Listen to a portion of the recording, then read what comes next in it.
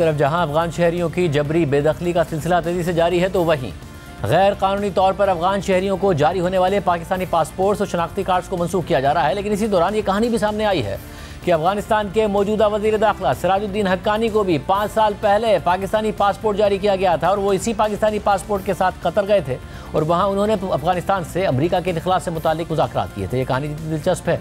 उतनी हैरानकुन भी है। तहकीकाती सहाफ़ी उमर चीमा की आज शाया होने वाली खबर के मुताबिक द न्यूज़ को वजारत दाखिला के ज़राए से मालूम हुआ है कि अफगानिस्तान के वज़ीर दाखिला सिराजुद्दीन हक्कानी का नाम ऐसे हज़ारों अफगान शहरियों की फहरिस्त में शामिल है जिनके पास माजी करीब तक पाकिस्तानी पासपोर्ट था और ये पासपोर्ट्स खैबर पख्तूनख्वा, बलूचिस्तान और सिंध के मुख्तलिफ शहरों से जारी किए गए थे। खबर के मुताबिक सिराजुद्दीन हक्कानी को 5 साल के लिए पाकिस्तानी पासपोर्ट जारी किया गया था जो उन्होंने बिलखुसूस कतर के उन दौरों के लिए इस्तेमाल किया था जिसमें उन्होंने अमरीकी हुकूमत के साथ मुज़ाकरात किए थे ताकि दोहा मुआहदे पर दस्तखत हो सकें, जिसके नतीजे में अमरीका का अफगानिस्तान से इनखला मुमकिन हुआ। और इस वक्त सिराजुद्दीन हक्कानी को पासपोर्ट जारी करने वाले 2 ओहदेदारों को गिरफ्तार कर लिया गया है, जिनमें से एक उस वक्त मुलाजमत से रिटायर हो चुका था जब उसके खिलाफ कार्रवाई शुरू की गई।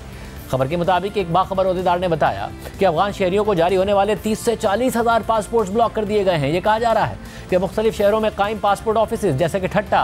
और कराची के ऑफिस ने इन अफगान शहरियों को ये सहूलत फराहम की थी। साथ ही इस ओहदेदार ने बलूचिस्तान और खैबर पख्तूनख्वा के शहरों का नाम बताए बगैर ये कहा कि इन सूबों के मुख्तलिफ शहरों में कायम पासपोर्ट ऑफिस भी इस बदउनवानी में मुलविस पाए गए थे। खबर के मुताबिक जहाँ तक सिराजुद्दीन हक्कानी के मामले का ताल्लुक है तो हुक्काम को इसकी इतला पेशावर से ताल्लुक रखने वाले एक सहाफ़ी से मिली और वो सहाफ़ी उसी परवाज़ पर मौजूद था जिससे मुज़ाकरात के दौरान सिराजुद्दीन हक्कानी दोहा गए थे। और जब दोहा रवानगी के दौरान सिराजुद्दीन हक्कानी ने इमिग्रेशन काउंटर पर अपने सफरी दस्तावेज़ के तौर पर पाकिस्तान का पासपोर्ट दिखाया तो ये देख कर वो सहाफ़ी हैरान रह गया कि आखिर सिराजुद्दीन हक्कानी ने कैसे पाकिस्तानी पासपोर्ट हासिल किया है। इस वाक़े के बाद फिर दोहा मुज़ाकरात हो गए। 2021 में अफगानिस्तान से अमरीका का इनखला और तालिबान का कब्जा हो गया। तो फिर ये बात रवां साल अगस्त की है कि जब उसी सहाफ़ी ने पाकिस्तान में पासपोर्ट हुक्काम की तवज्जो एक मुबाहिसे के दौरान इस मामले की तरफ मबजूल कराई और जब जांच पड़ताल की गई तो सहाफ़ी की फराहम करदा मालूमात दुरुस्त साबित हुई। इसके बाद मामले की इंक्वायरी कराई गई तो यह पता चला कि सिराजुद्दीन हक्कानी को पाकिस्तानी पासपोर्ट PTI हुकूमत के दौरान पेशावर से जारी किया गया था। खबर के मुताबिक पासपोर्ट जारी करने वाले अफसर का कहना था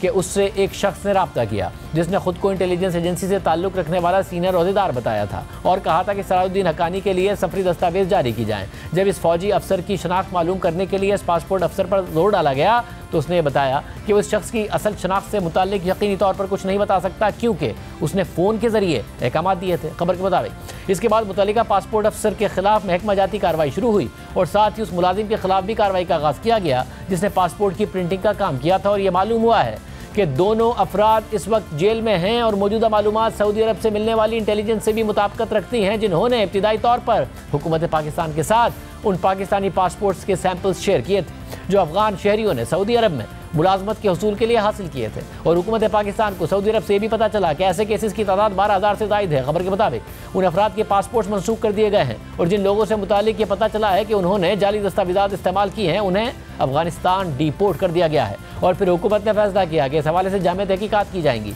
जिसके बाद ये दरियाफ्त हुआ कि अफगान शहरियों को पाकिस्तानी पासपोर्ट जारी करने की तादाद 30 से 40 हज़ार के दरमियान है और इन तमाम दस्तावेज़ात को मनसूख कर दिया गया है। और जो हुक्काम इन दस्तावेज़ात को जारी करने में मुलविस थे उनके खिलाफ FIA के जरिए कार्रवाई आगे बढ़ा दी गई है।